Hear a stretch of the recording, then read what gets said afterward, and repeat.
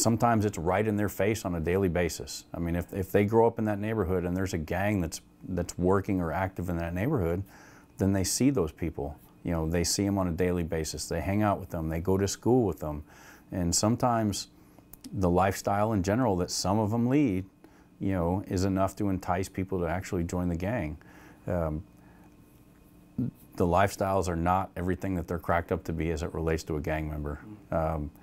You know, it's glorified through TV and movies and stuff like that, and that's typically not the life, you know, that most of the gang members live. I mean, What kind of life do they live?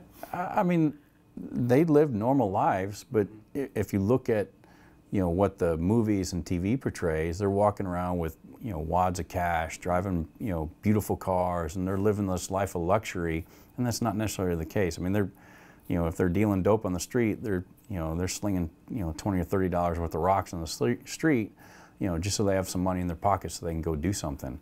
You know, they're not making, for the majority of them aren't making thousands of dollars a day, you know, doing these illegal activities. Now, granted, there are some that are, but majority of them are not. They're breaking, you know, doing burglaries, breaking into cars, you know, and, you know, truancy for, you know, a lot of the juveniles that, you know, may or may not be a member of the gang or hanging out with the gang itself.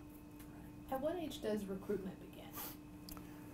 I have no answer for that. I mean, it could start as, you know, middle school. It could start, you know, Middle school. Yeah. I mean, we've seen, you know, middle schoolers, and, you know, we have programs in place. The GREAT program, you know, with AISD, the Gang Resistance Education and Training Program, you know, to you know, hopefully steer a lot of these students in the right direction. And you know, AISD is you know, working with, you know, the students in middle school, and we have, you know, our DRs that do the same thing. We have an actual GREAT program that we try and do, not necessarily interventions, but we try and get to the students before the gang members, you know, do and can recruit them.